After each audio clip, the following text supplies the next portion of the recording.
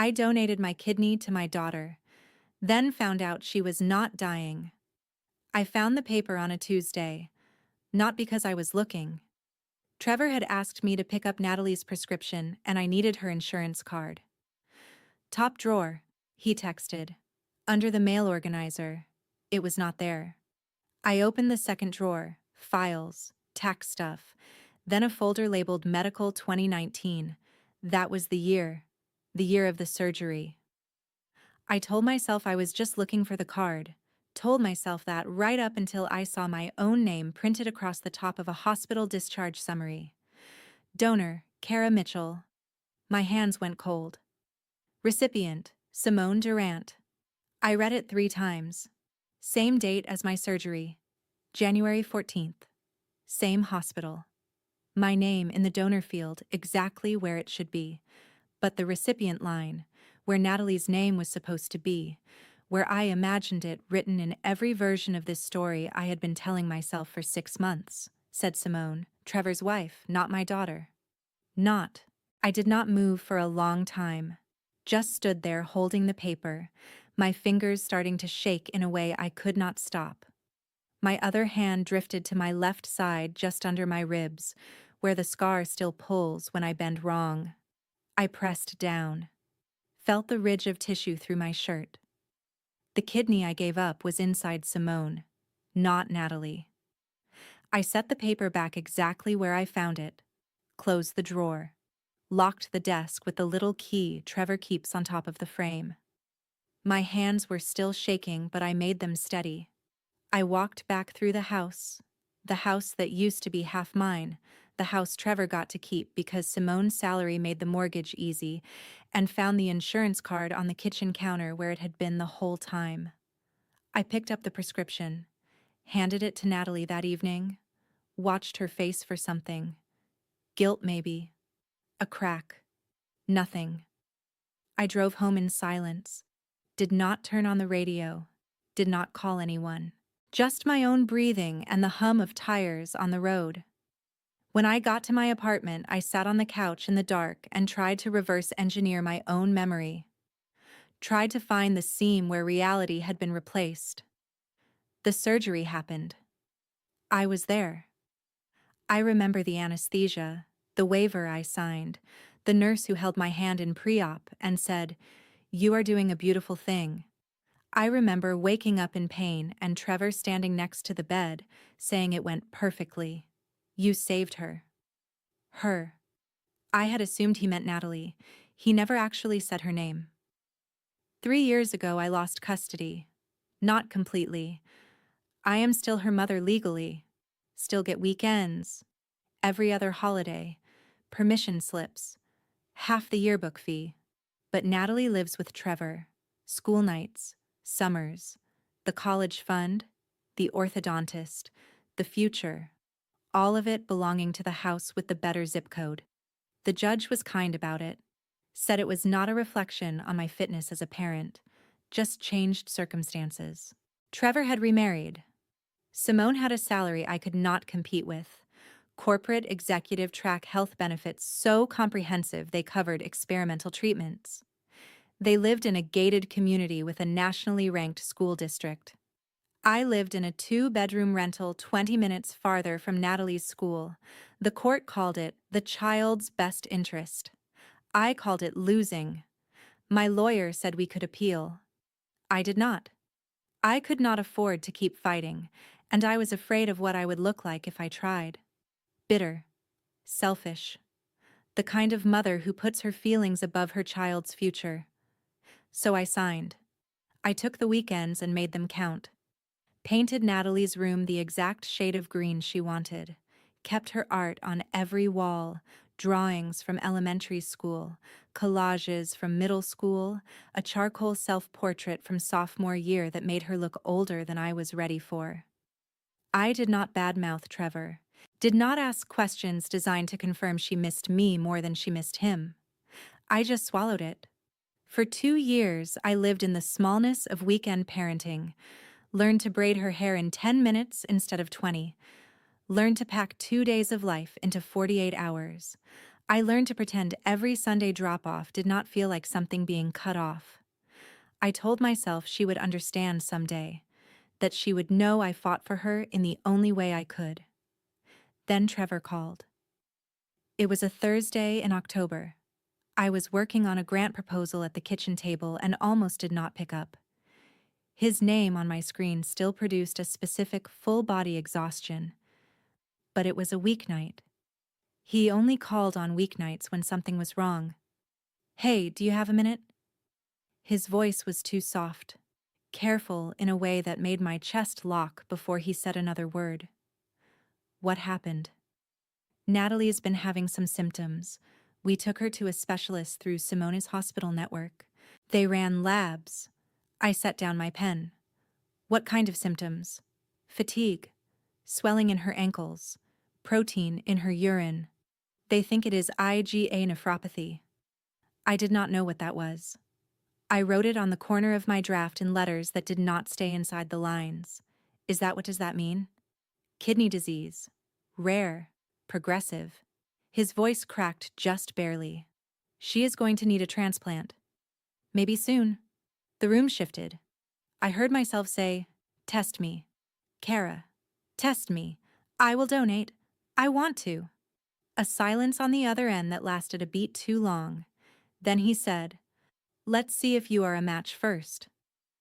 Within a week, I was sitting in a donor coordinator's office at the same private hospital where Simone worked. They took blood, took history, asked if I had any concerns about the procedure. I said no. They asked if I felt pressured. I laughed, not because it was funny, but because the question seemed absurd. "She is my daughter." The coordinator nodded like she had heard it before, wrote something on her intake form, sent me down the hall for a psych evaluation, which I passed, and then more blood work, and then a meeting with a nephrologist who explained the risks in language that sounded both serious and rehearsed. I signed everything they put in front of me. 2 weeks later, Trevor called with results. "You are a perfect match," he said. I started crying before he finished the sentence. 6 antigen match. "The doctor said it is like she is your twin." I thought, of course I am a match. I am her mother. Biology chose me for this. I did not think, why did the results come back so fast? I did not think, why is every appointment at Simone's hospital? I did not think, why have I not spoken to Natalie's nephrologist directly? I just thought I matter again. For 12 months, I was essential. Trevor texted regularly, updates on Natalie's labs, her function levels, her appointments. He was warmer than he had been since the divorce. Not affectionate, but present. Coordinating. I stopped feeling like the weekend parent and started feeling like part of a team. Simone even sent a card. Cream cardstock. Her handwriting in real ink. "Thank you for doing this. We are so grateful." I put it on my fridge. Natalie seemed mostly fine. Thin maybe. Tired. But she was 16. Teenagers are always tired. I watched her for signs of sickness and sometimes thought I saw them. Shadows under her eyes. A slowness in how she moved. But other times she was completely normal. Laughing at her phone. Arguing about curfew. I told myself she was good at hiding it. I told myself she did not want me to worry. I never met her nephrologist. Trevor said her records were sent directly to my donor team, that it was simpler to keep everything through Simone's network. When I asked about coming to one of Natalie's appointments, he said Simone handles the medical side. You have got enough on your plate with your own clearance. I did not push. I was afraid of seeming difficult, afraid they would decide I was not stable enough to donate, afraid of losing the one role that Trevor could not take away from me. Then one weekend, Natalie left her phone on my kitchen counter. Face up. Unlocked. A text from Trevor was on the screen. "Remember, if she asks, you are tired. Do not overdo it." My stomach twisted. I stared at it. Then I set the phone back down and told myself he was coaching her to be honest about her symptoms. To not downplay how she felt just to protect me. That made sense. I needed it to make sense. 3 weeks before surgery, Trevor called to say they were moving the date up. Her function dropped, he said. They want to do it sooner. I cleared my calendar, told my clients I would be out 8 weeks, bought groceries I could eat one-handed during recovery. I did not ask why the decline was sudden. I did not ask to see the labs. I just said yes. Surgery day was January 14th. I remember being calm. Calmer than I expected. I had made peace with the scar, with the risk, with the strange fact that part of me would be living inside my daughter for the rest of her life. In pre-op, I saw her, Natalie on a gurney in the hallway waiting. She looked so small under the heated blanket, pale. Her hair in a braid I had taught her how to do when she was 9. I walked over and took her hand. "I love you," I said. "You are going to be okay now." Her eyes filled. "I love you too, Mom." A nurse touched my shoulder and said it was time. They wheeled me into the operating room. White lights, cold air, someone counting backward from 10. I do not remember getting past 7. I woke up in pain, not sharp, deep. Like something had been carved away and my body had not figured out how to close around the absence. Trevor was sitting in the chair beside the bed. "It went perfectly," he said. His voice sounded wrong, too relieved. I tried to sit up. Could not. "Natalie," I whispered. "She is good. She is in recovery. Everything went exactly the way it was supposed to." I started crying. Not from the pain, from the relief, from the overwhelming, enormous fact that I had done the one thing that mattered. I had saved her. Trevor squeezed my hand, stood, said he would check on Natalie and be back. I lay there alone, my palm pressed against the thick ridge of bandaging on my left side. I thought, she is alive because of this. I thought, I gave her life twice. I did not think, why did he not say her name? Recovery was brutal. 8 weeks of restrictions. No groceries, no laundry. No reaching above my head or twisting at the waist. The pain was manageable on medication, but the exhaustion was not. I slept 12 hours a day and still woke up feeling scraped out. But every time I touched the scar, I felt proud. Trevor sent photos. Natalie back at school. Color in her cheeks. A selfie at the park with friends, looking healthier than she had in months. I framed one of them. I started telling people I was a living donor. Not to brag, just as fact. As identity. When someone asked how I was, I would say, recovering. I donated a kidney to my daughter. And they would look at me like I was brave. I wore that look. I needed it. 6 months passed. I went back to work. Saw my own nephrologist for a donor follow-up. He said my remaining kidney was compensating well. Function strong. I had been lucky. "How's your daughter doing?" he asked. "Great. Really great." He nodded, made a note, then paused. "I have not seen her file come through for co-donor follow-up. That is standard. We usually track both sides to make sure her body is accepting the organ." I said I would mention it to Trevor. I never did. I told myself it was probably handled through Simone's hospital. Different system. I told myself a lot of things. And then, 6 months and 9 days after surgery, Trevor texted me on a Tuesday afternoon. "Can you grab Natalie's prescription? We are out of town. Pharmacy closes at 6. I had a key. For emergencies. This counted." I went. I knew where the card was supposed to be. Top drawer of Trevor's desk under the mail organizer. It was not there. So I opened the second drawer. And I found the paper that ended the version of my life where I was a hero. Donor, Kara Mitchell. Recipient, Simone Durant. My heart did something arrhythmic and wild. I checked the date again. January 14th. Same surgery. Same hospital. My kidney had not gone to Natalie. It had gone to Trevor's wife. I put the paper back. locked the desk, left the house, found the insurance card on the kitchen counter where it had been the whole time, picked up the prescription, handed it to Natalie.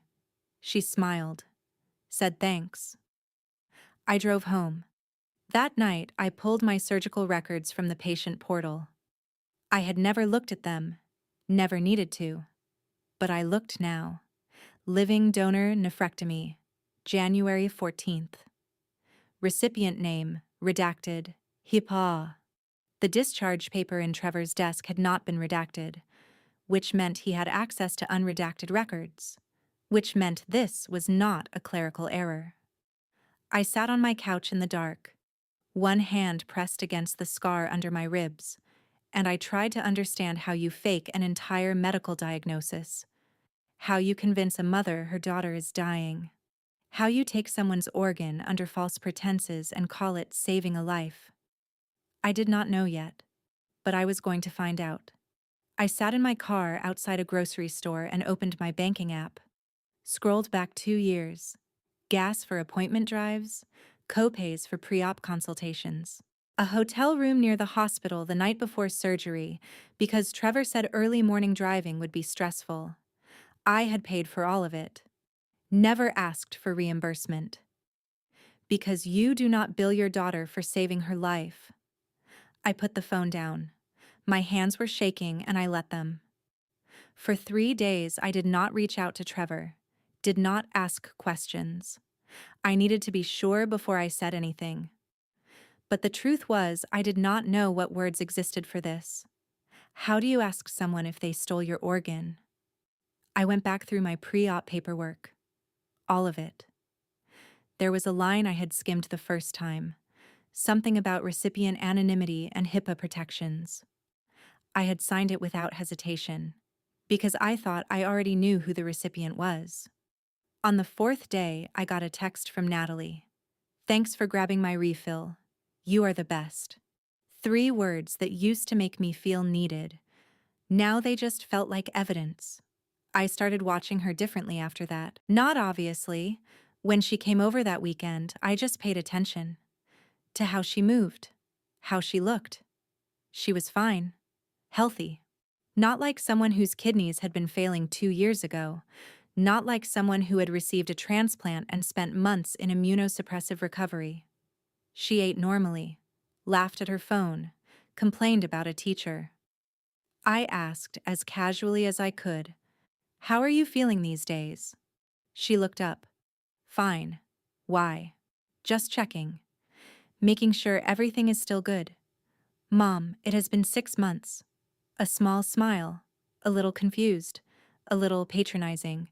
"I am fine." "Really?" I nodded, and thought about how she had never once, in 2 years, mentioned feeling sick in front of me. I started digging, quietly.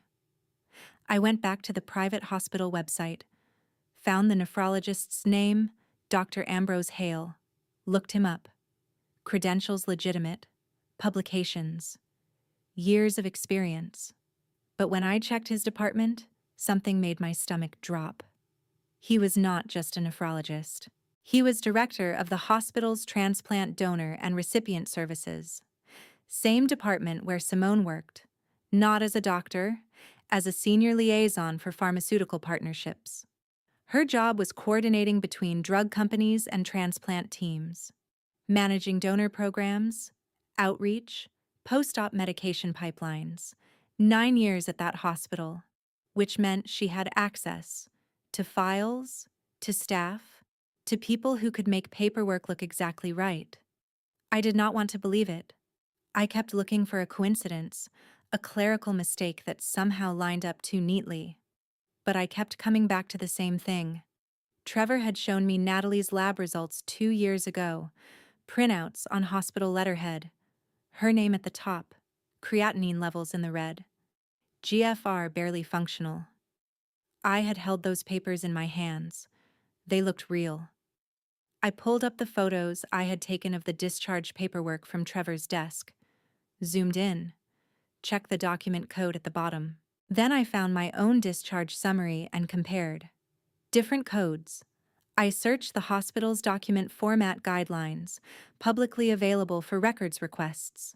Discharge summaries for transplant donors had a specific code prefix. The paper in Trevor's desk did not match.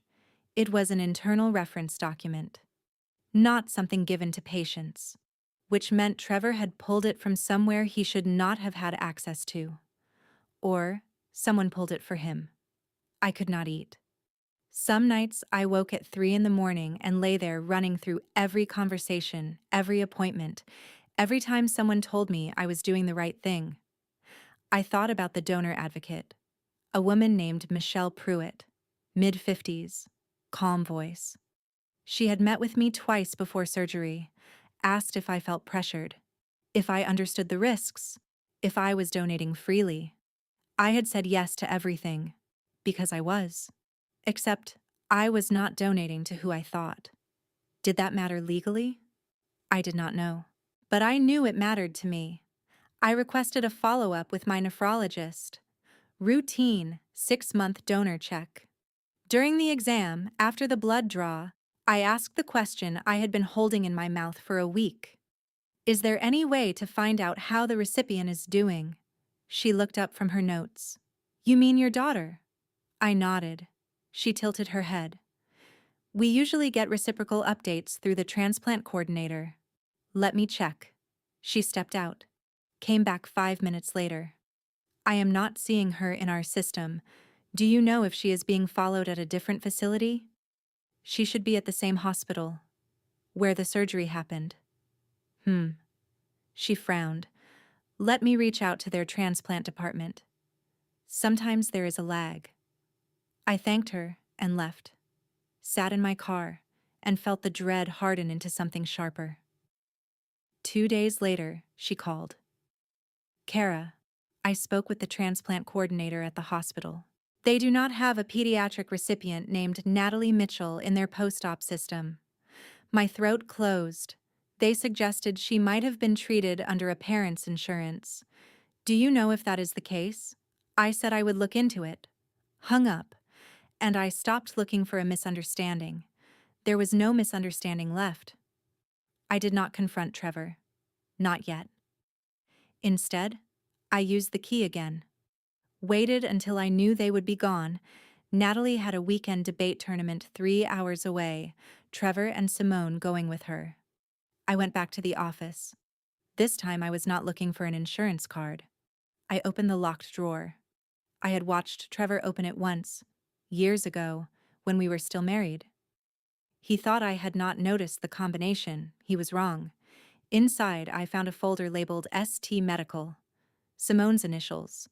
The first page was a transplant waitlist notification. Dated 3 years ago. Simone Durant. Blood type O. Kidney failure, secondary to lupus nephritis. Time on list, 18 months. Projected wait, 3 to 5 additional years. Next page, a donor registry match alert.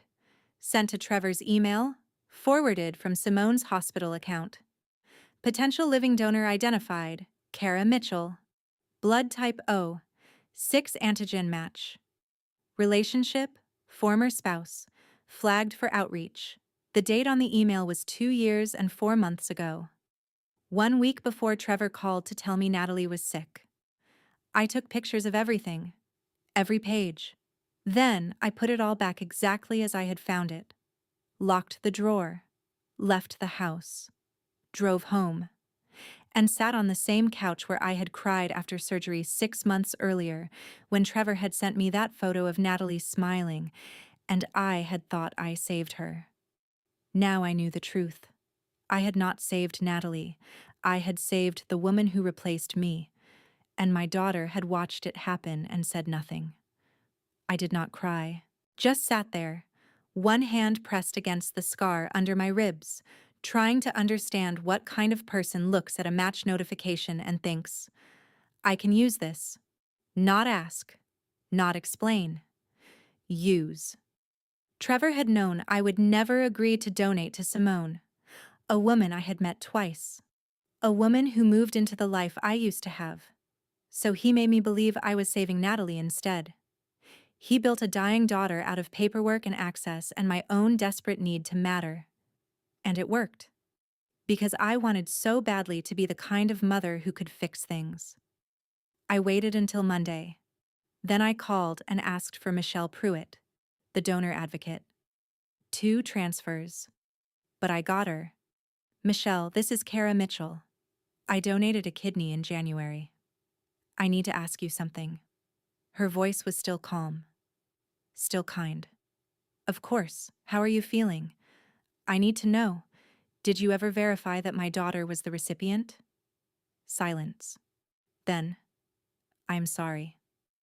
The recipient. Did you independently confirm that the person receiving my kidney was my daughter, Natalie Mitchell?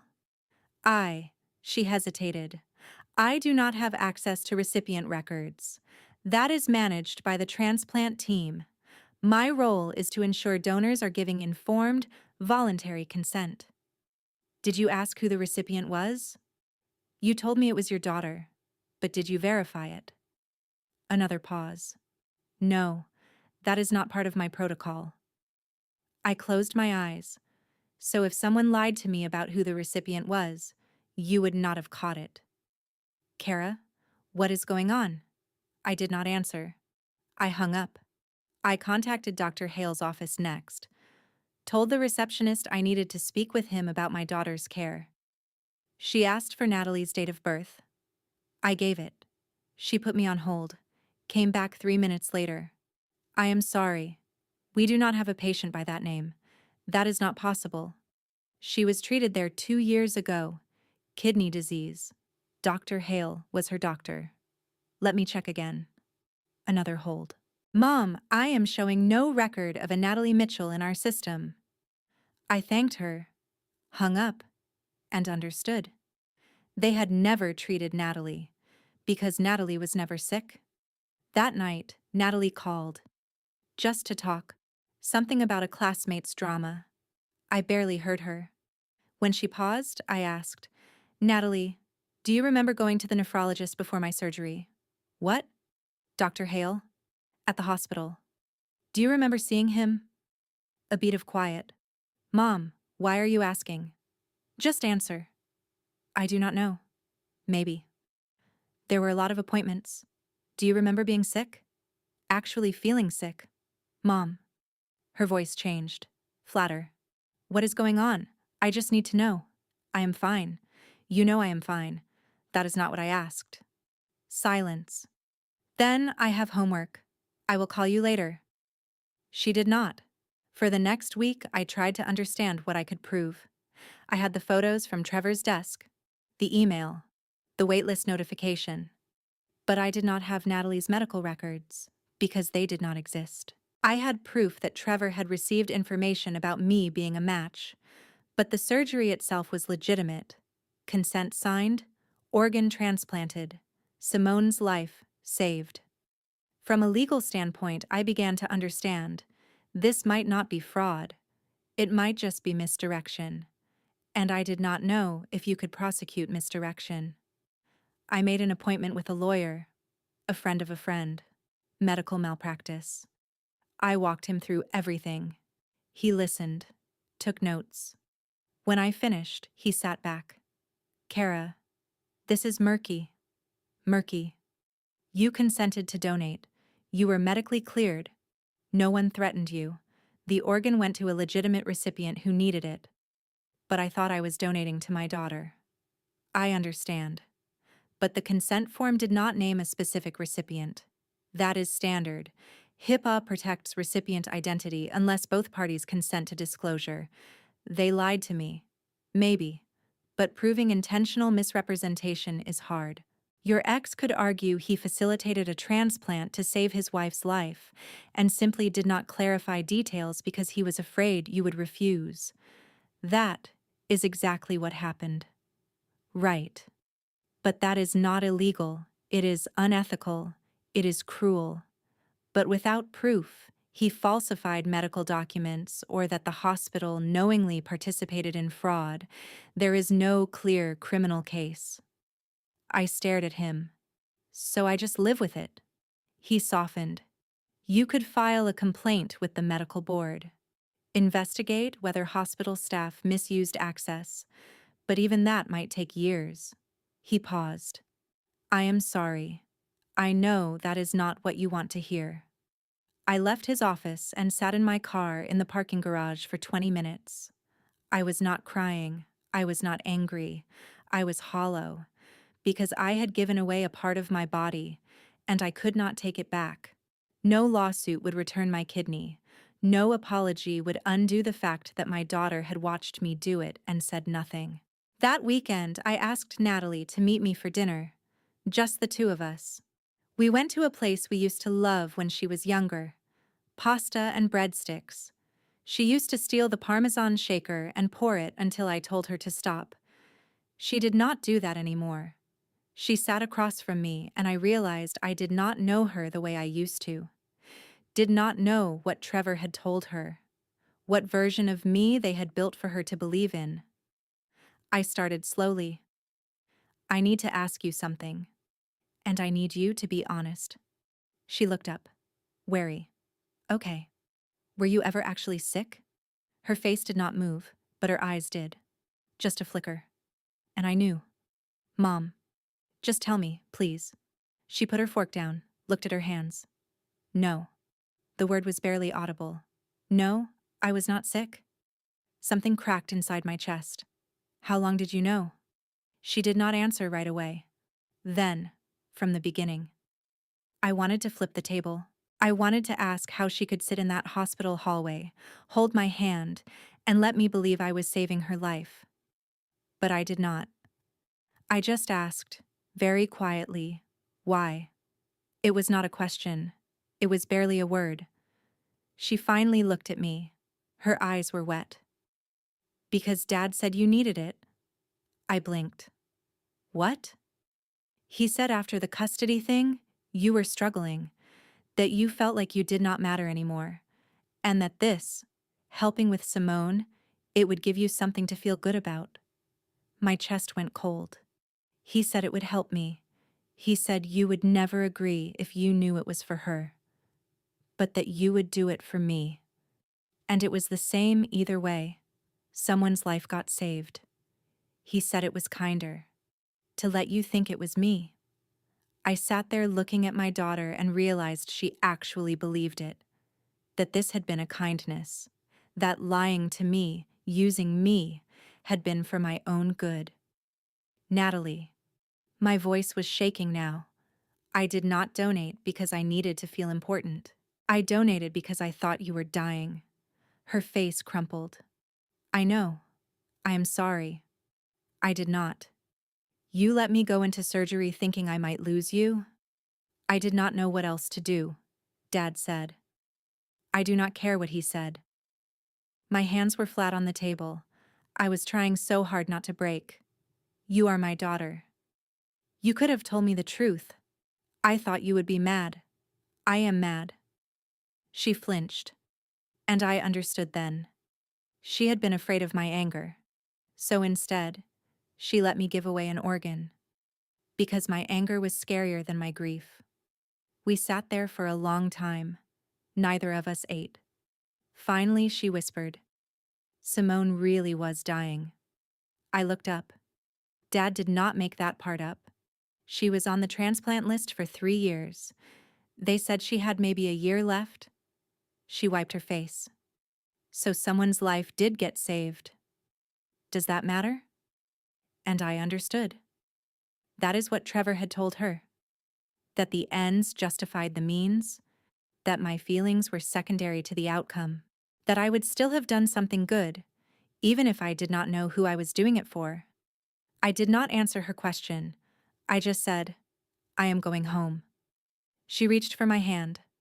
Mom, please. I pulled away. Not violently. Just away. I need some time. How much time? I did not know. I still do not. I drove home in silence. When I got there, I stood in the bathroom and lifted my shirt. The scar was still there. Thin. Silver. Fading but permanent.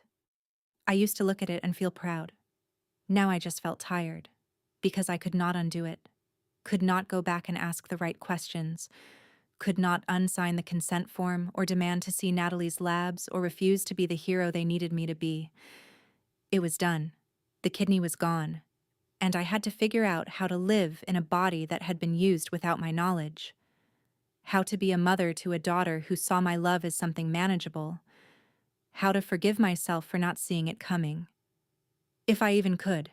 I started in the filing cabinet. Trevor kept everything organized, color-coded folders, labeled tabs, alphabetized. I had always found it controlling. Now I wondered what else that precision had been hiding. I was not looking for the discharge paper anymore. I was looking for how far back this went. The donor registry email had been sent 2 years ago.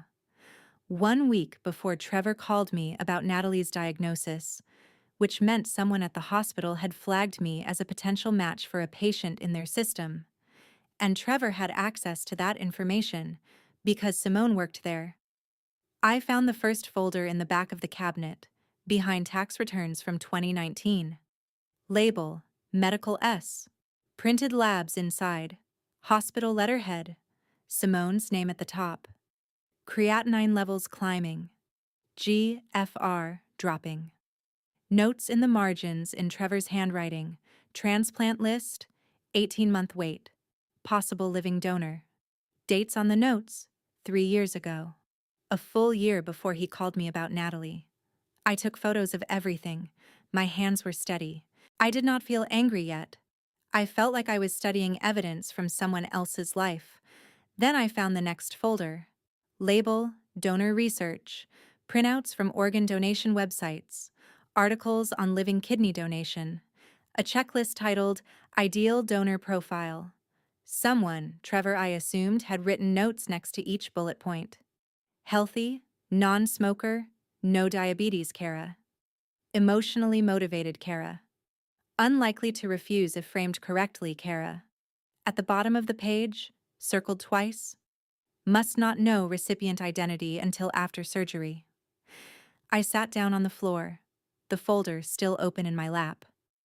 I thought about the year of preparation, the psych evaluations, the donor advocate asking gently, "Do you feel pressured?"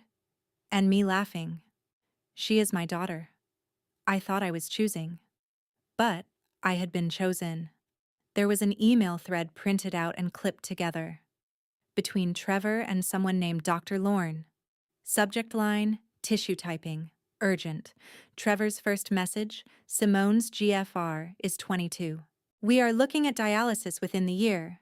I know this is unorthodox, but my ex-wife is on the donor registry. She is already in your system. Can you run compatibility without flagging it as an official referral? I would like to know if it is even viable before we approach her. Dr. Lorne's response. I can request the file under Simone's case number.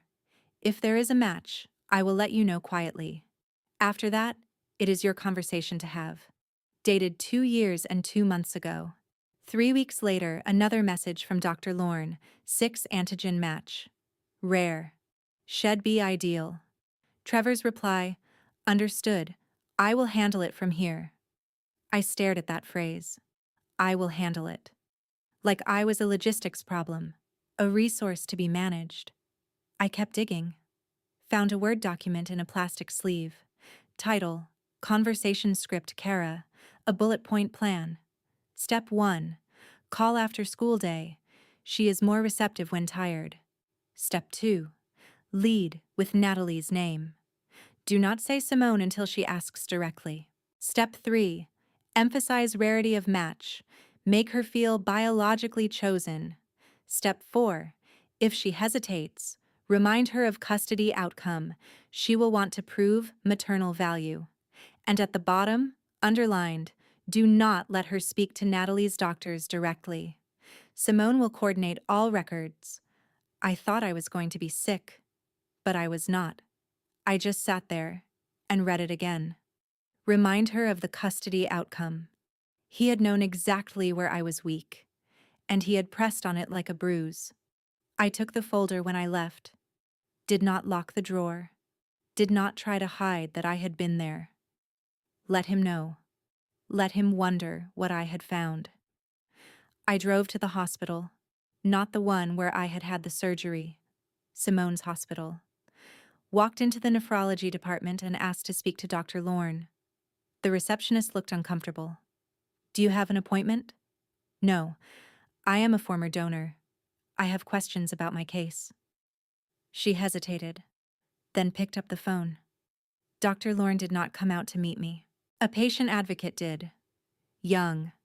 Professional smile. She introduced herself as Beth, led me to a small consultation room with a plastic plant in the corner and a kidney health poster on the wall. I did not sit.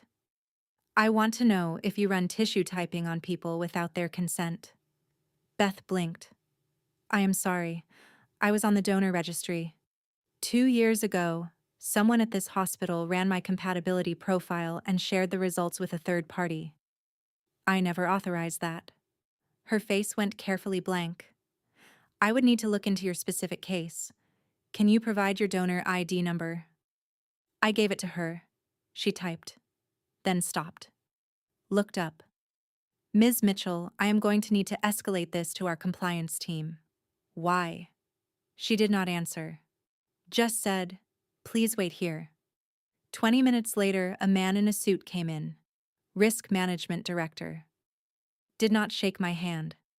Sat down across from me with his arms folded. Ms. Mitchell, you donated a kidney here, is that correct? Yes.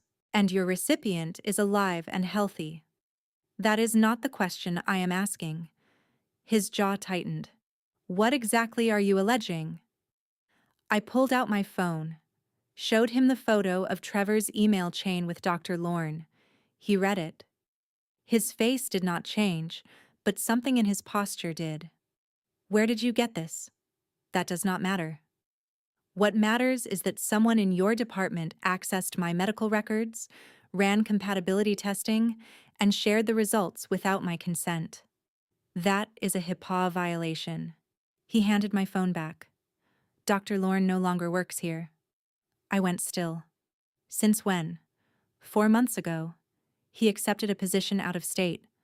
Convenient. His eyes were flat. Ms. Mitchell, I understand you are upset, but you signed consent forms. You passed psychological evaluation. You were cleared by an independent donor advocate.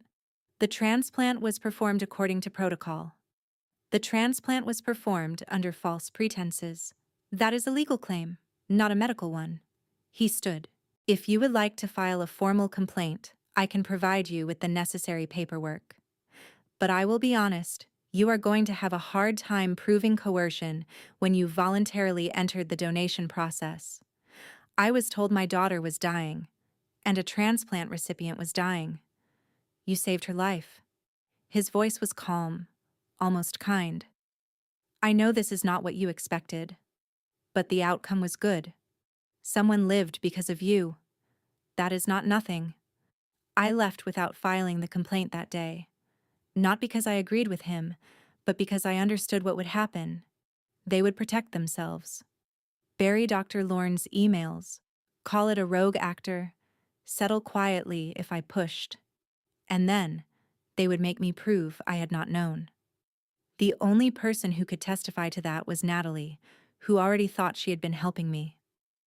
I sat in the parking garage for a long time, thought about calling a lawyer, thought about depositions, subpoenas, Natalie on a witness stand, forced to choose between me and her father. And even if I won, what would I win? My kidney was gone. It was functioning in Simone's body. That could not be undone. I drove home, printed everything I had found, put it in a folder labeled Evidence. Then I sat down and wrote an email to Trevor. Subject line, I know. I found the emails, the scripts, the timeline. I know you identified me as a match before you ever called me about Natalie. I know you used her to manipulate me into donating to Simone. I know Natalie was never sick. You do not get to contact me anymore. You do not get to ask me for favors. You do not get to pretend we are co-parenting. If you want to talk to me, do it through a lawyer. I am done. I did not sign it with my name. Just hit send. He replied 6 hours later. One line. You are overreacting. I stared at it. Not angry. Just tired. Because of course. My anger was the problem. Not what he had done. Not the year of lies, the surgery, the betrayal. Just my reaction to it. I did not reply. Instead, I called Natalie. She answered on the third ring. Mom, I need to ask you something. Silence. Then, okay. When did you know? Her breath hitched. Know what? Do not do that. When did you know you were not sick? A long pause. Then, quietly, the whole time. My chest went tight. So when I came to visit you after surgery, I was pretending. When you texted to say you were feeling better. Dad told me what to say. When I asked how your kidney function was, I made something up. You did not know enough to question it. I closed my eyes. Why? Still not a question.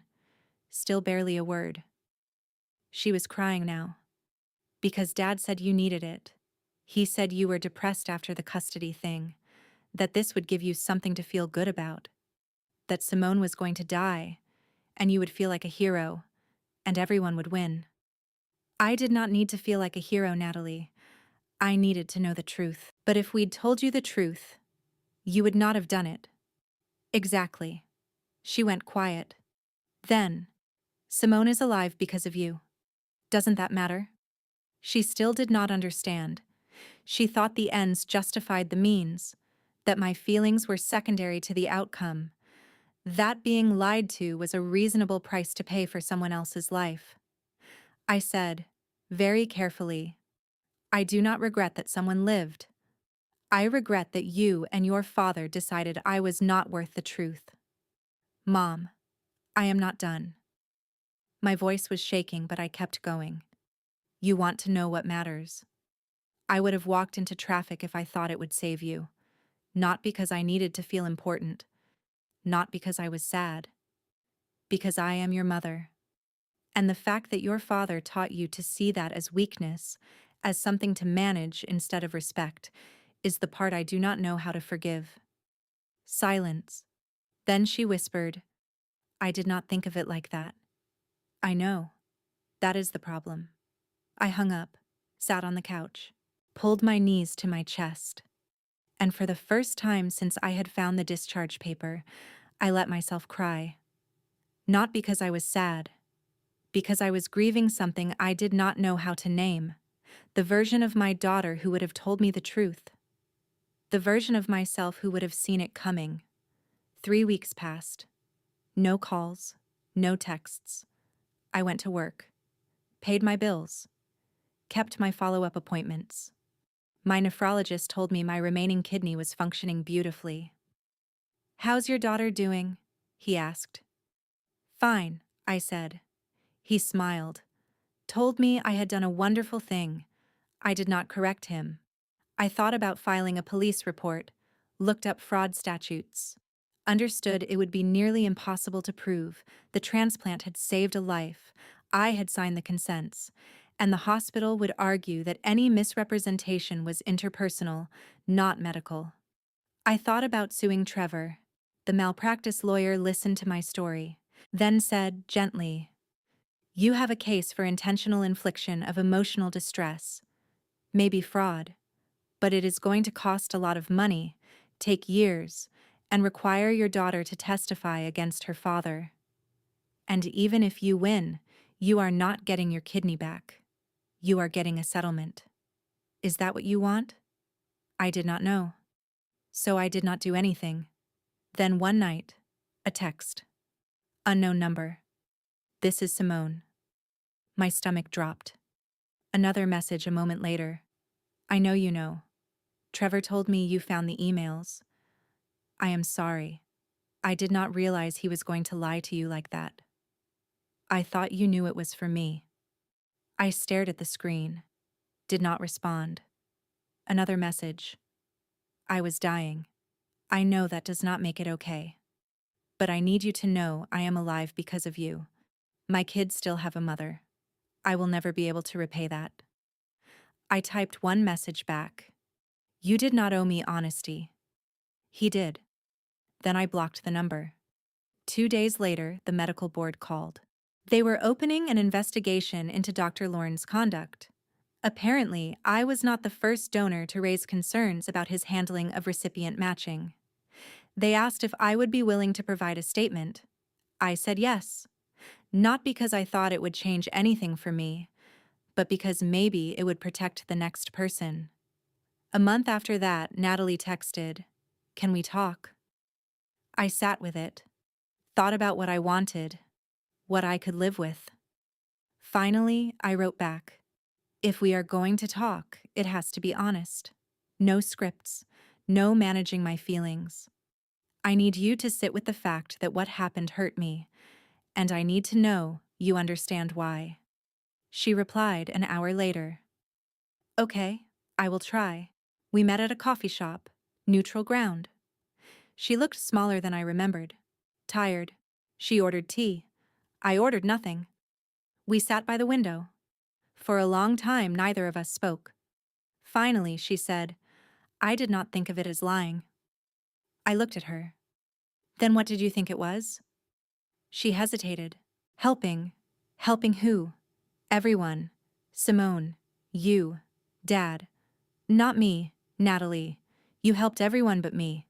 Her eyes filled. "I did not know it would hurt you this much. Because you did not ask." She flinched. But I was not trying to be cruel. I was trying to be clear. "You did not ask what I wanted. You did not ask what I needed. You just decided I would be better off not knowing. That is not help. That is control." She cried. Not loud. Just quiet, steady tears. "Dad said you would never find out. And you believed him." I wanted to.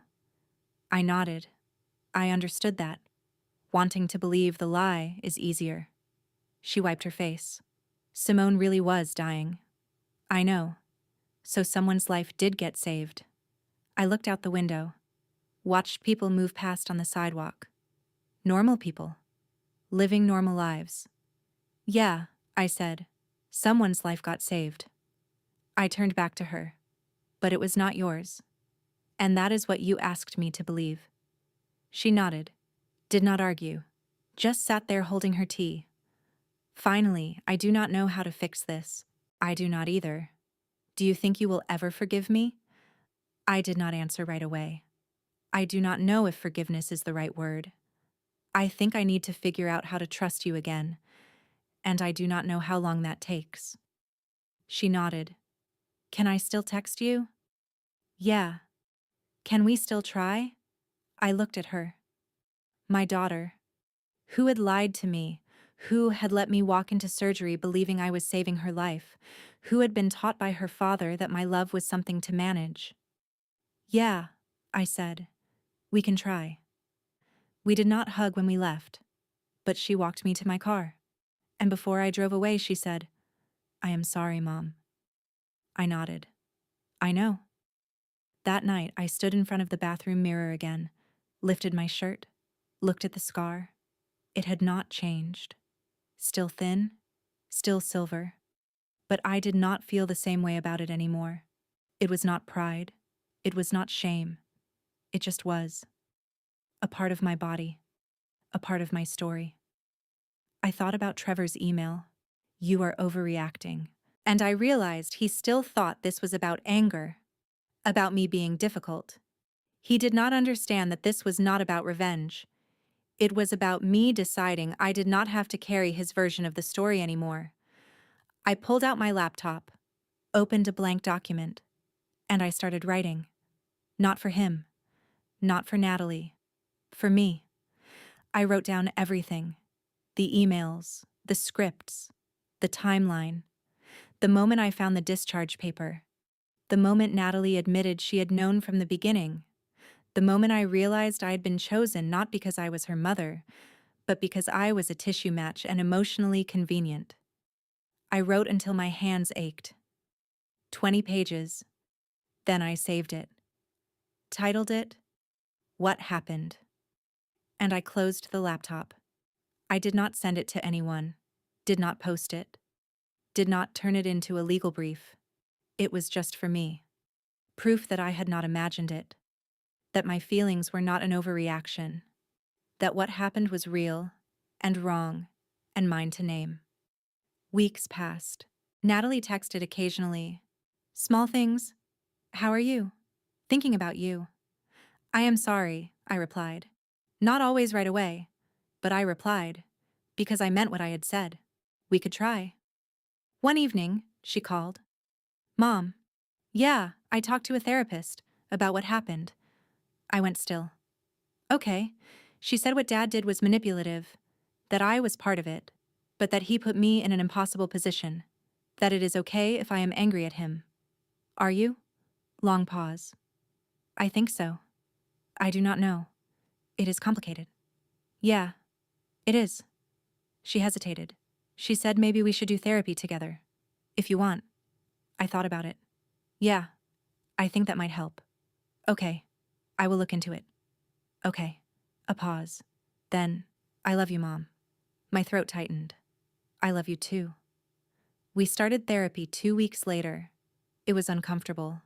The therapist asked hard questions, made Natalie sit with the fact that she had participated in my deception, made me sit with the fact that I had ignored red flags because I wanted to be needed.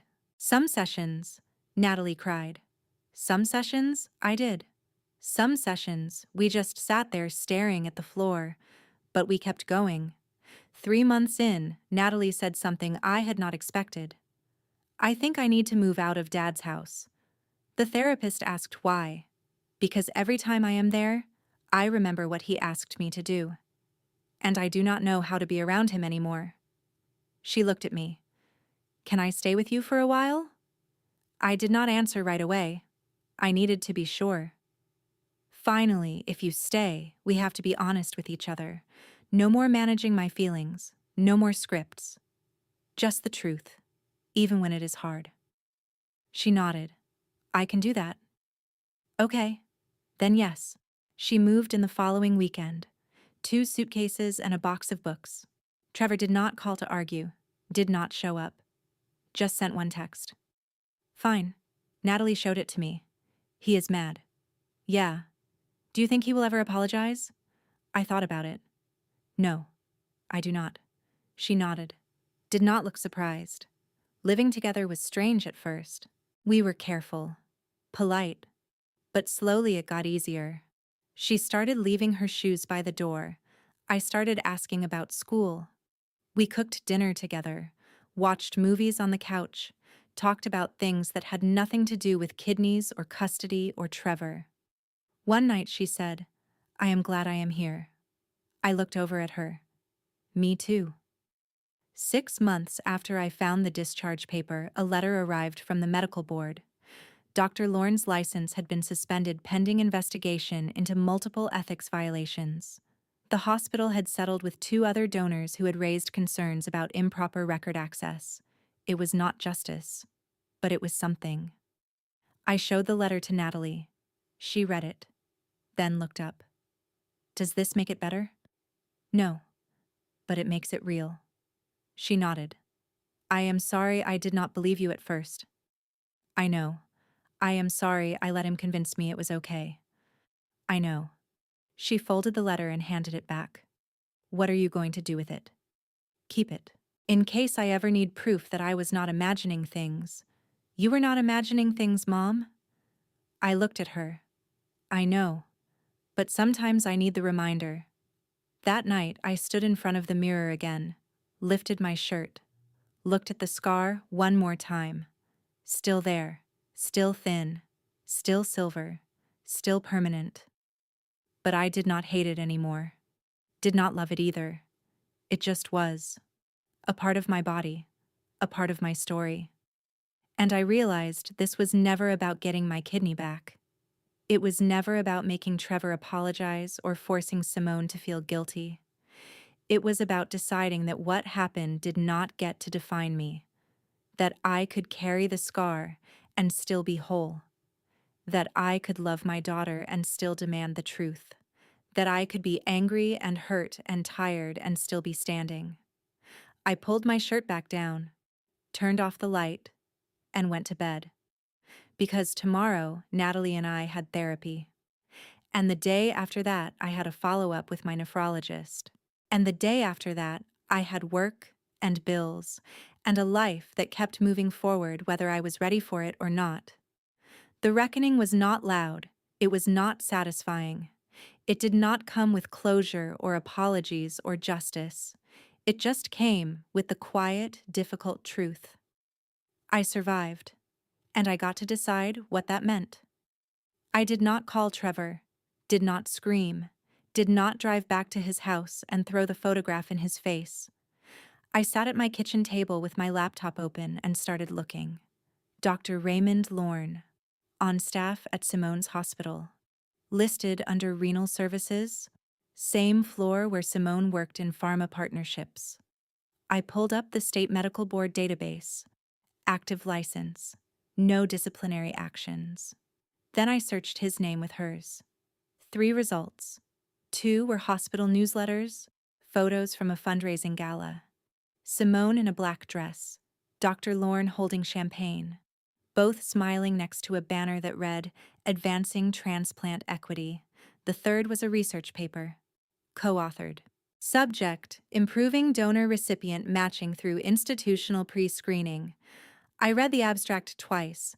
It was about using hospital employee databases and patient registries to identify potential living donors before they self-referred. Proactive outreach. I sat back. The scar under my shirt felt tight, and I understood. I called the hospital's donor services line, asked to speak to someone about my donation records. 3 transfers. Finally, a coordinator picked up.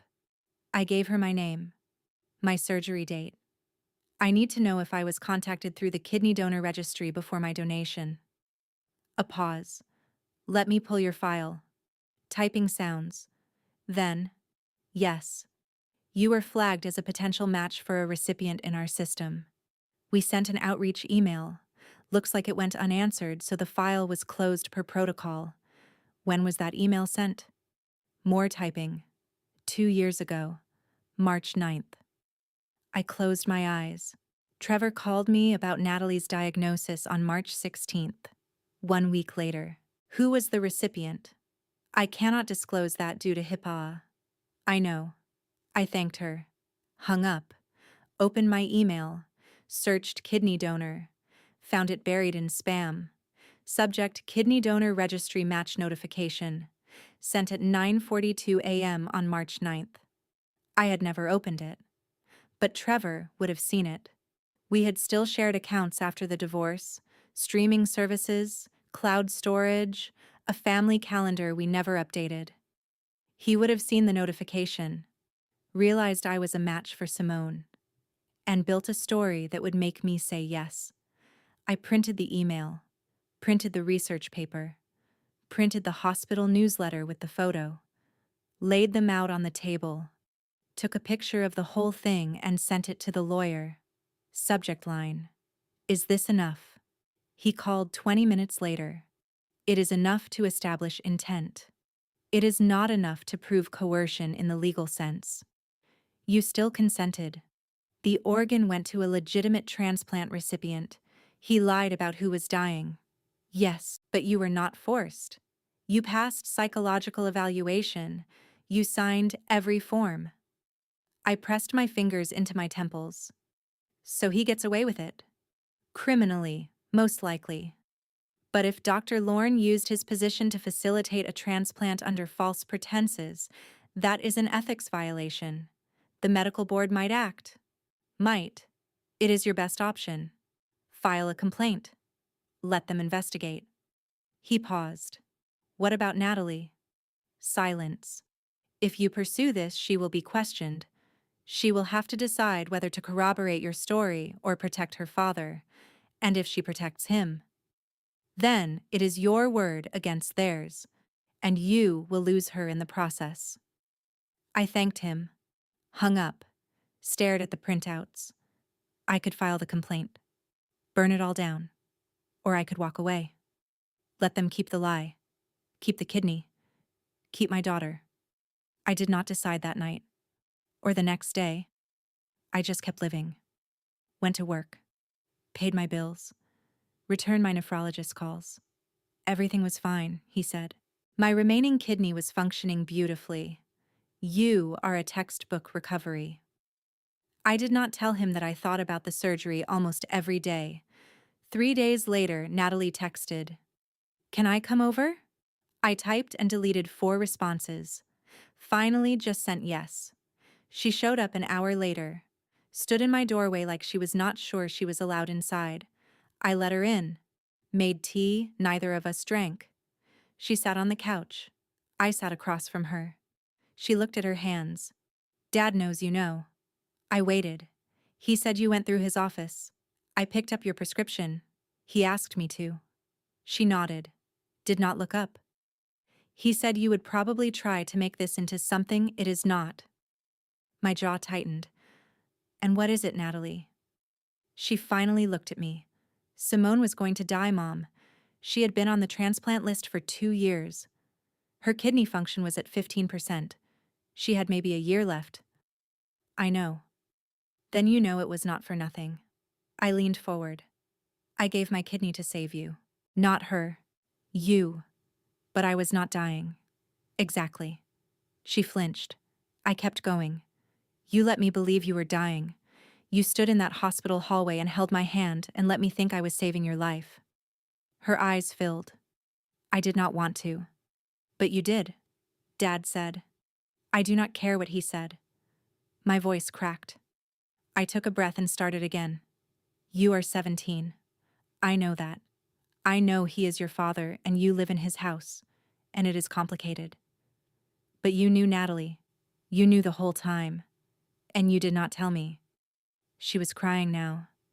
"You were so happy." The word hit me in the chest. "What?" "After the surgery. You called me every day. You sent care packages. You were like you used to be. Before the divorce." I stared at her. "So you let me think you were dying because it made me less sad. Dad said you needed to feel important again. That after the custody thing you were. Pathetic." She did not answer. I stood up, walked to the window, looked out at the parking lot. "I donated my kidney because I am your mother. Not because I needed a purpose. Not because I was sad. Because I would have done anything to save you." I turned back. "And your father knew that. And he used it." She wiped her face. "I am sorry." "Are you?" She looked at me. "I do not know. At least, that was honest." She left 20 minutes later. I did not ask her to stay. Did not hug her. Just watched her walk out. Then I sat down and cried for the first time since I had found the paper. Not because I had lost a kidney, because I had lost the daughter I thought I had. The next morning, I filed the complaint with the medical board, did not tell Natalie, did not tell Trevor. Uploaded the documents, wrote a 3-page statement, hit submit. Then I closed the laptop, went to the bathroom, lifted my shirt. The scar was still there. I pulled my shirt back down and went to work. 2 months later, a letter from the medical board. Dr. Lorne's case. Under review. Investigating whether he had falsified patient records or violated donor consent protocols. 6 to 9 months. I put the letter in a folder, did not celebrate, did not call anyone, just put it away. Natalie did not text. I did not reach out either. The space between us grew. I told myself it was temporary, that she would come around, that eventually she would see what her father had done, but I did not know if I believed it. 4 months after I filed, an unknown number called. I let it go to voicemail. Listen later. Simone's voice. Tight. Professional. "Kara, I am calling because I think we should talk. I know you filed a complaint against Dr. Lorne. I know you are angry. But I want you to understand what happened saved my life. I do not expect you to forgive me.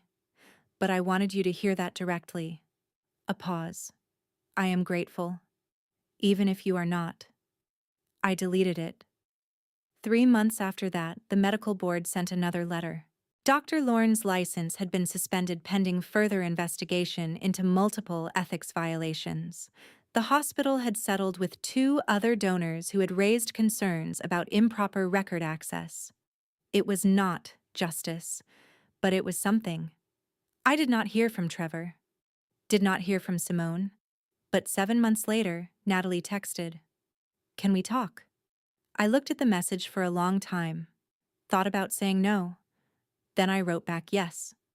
We met at a coffee shop halfway between her school and my apartment. She looked older, hair pulled back, no makeup, circles under her eyes. We sat. She stirred her coffee without drinking it. "I am sorry." I waited. I did not understand what he was asking me to do. I thought it was helping everyone. You would feel needed. Simone would live. It seemed like I would never find out. She looked at me. Yeah. At least she did not lie. "Dad's mad at me," she said quietly. "Why?" "Because I told him I wanted to come talk to you. He said I was being manipulated, that you were trying to turn me against him." "Am I?" She shook her head. "No. But he thinks you are." I leaned back. "What do you think, Natalie?" She was quiet for a long time. Then, "I think he should not have lied to you, and I think I should not have helped him. It was not enough, but it was something." "What happens now?" she asked. "I do not know. I do not trust you. I do not trust your father. But I do not want to lose you." She nodded. "I do not want to lose you either. Then we do this differently. No more secrets. No more covering for him. He will be angry. I do not care." She looked at me. Really looked. "Okay." We started therapy a month later. Just the 2 of us. A mediator who specialized in family trauma. It was uncomfortable. Natalie cried more than I did. But slowly things came out. Trevor had told her I was fragile, that the custody loss had broken me, that giving me a purpose would fix me. Simone had sent Natalie gifts after the surgery, thank you notes on that same cream cardstock, told her she was so mature for understanding the complexity. Natalie had been groomed, the same way I had. It did not erase what she had done, but it reframed it. 6 months later, Natalie told me she had applied to colleges out of state, 3 states away. "I need space from Dad," she said. "But I do not want space from you." I held the acceptance letter she had brought to show me. I hung it on the wall next to her old drawing, the one I had framed years ago. They did not match, but they were both hers. A year after I found the discharge paper, I went back to the nephrologist for my annual donor follow-up. "Everything looked great," he said. "You are doing really well." I thanked him. Did not mention that I still thought about the surgery almost every day, that some mornings I woke up and forgot, just for a second, what had happened. And then I would remember, and the scar would ache. Not physically, just ache. I ran into Trevor once. At Natalie's high school graduation, he was with Simone. She looked healthy. Good color. Clear eyes. My kidney was working. He saw me across the parking lot. Did not wave, did not approach. Just got in his car and left. I stayed. Watched Natalie walk across the stage. Watched her smile. She looked happy. I decided that was enough. 2 years after the surgery, Natalie came home for winter break. Lighter. Different. She talked about her classes, her friends, her roommate's terrible taste in music. Did not mention Trevor much. Did not mention Simone at all. One night, we were sitting on the couch watching something forgettable, and she said quietly, "I think about it sometimes." What I did. I looked at her. Yeah, and I do not know how to make it right. I thought about that. I do not know if you can. She nodded, did not look away. But I am glad you think about it. She leaned her head on my shoulder. We sat like that for a while. I do not talk about the surgery much anymore. Do not introduce myself as a living donor. Do not frame it as heroism or sacrifice. It is just something that happened. Something that was done to me, and something I survived. The scar is still there. Some days I do not notice it. Some days I trace it with my finger and think about everything folded into that thin silver line. The lie, the love, the loss, the survival. All of it in there. I do not forgive Trevor. I do not forgive Simone. I am still deciding about Natalie, but I do not think about them the way I used to. With rage, with grief. Now it is more like distance. They are part of my story, but they are not the whole story. Last month, Natalie called. Said she wanted to come for a weekend. Just the two of us. No agenda. I said yes. We spent Saturday morning at a farmer's market, bought overpriced coffee and pastries we did not need, walked around without talking much. It was easy. Not like before, but easy in a new way. That night, she asked if she could see the scar. I hesitated, then lifted my shirt. She looked at it for a long time. Does it hurt? Not anymore. She reached out, stopped just before touching it. Can I? I nodded. She traced the line with her finger. Light. Careful. I am sorry, Mom. I know. She pulled her hand back. I lowered my shirt. We did not talk about it again. I do not know what forgiveness looks like yet. I do not know if I will ever trust her the way I did before, but she is trying, and I am letting her. And some days, that feels like enough. People ask if I regret it. The donation. I do not know how to answer that. I regret the lie. I regret what it cost. But the surgery itself, the kidney, it saved someone's life. Not the person I thought. Not for the reasons I believed. But it saved a life. And I cannot bring myself to regret that. Even now. Even knowing everything. So I carry the scar. And I carry the knowledge. And I carry the strange, painful, complicated love I still have for my daughter. And I keep moving forward. Because that is what you do. You survive the reckoning. You sit with the truth. And you decide it does not get to end you. The quiet reckoning was not loud. It was not satisfying. It did not come with apologies or closure or justice. It just came with the decision that I got to keep living. That the worst thing that ever happened to me did not get to be the only thing. That I could be hurt and angry and betrayed, and still be whole. I still see Natalie. We still have hard conversations. We still have silence sometimes. But we also have coffee, and farmers markets, and moments where I look at her and remember, she is not the daughter I thought I had, but she is the daughter I have. And I am not the mother I thought I was, but I am the mother I am. And maybe that is enough. Maybe it has to be. Because the truth is, you do not get your kidney back. You do not get your innocence back. You do not get the before world back. You just get the after. And you decide what to do with it. I decided to live, not in spite of the scar, not because of it, just with it. And some days, that is the whole reckoning.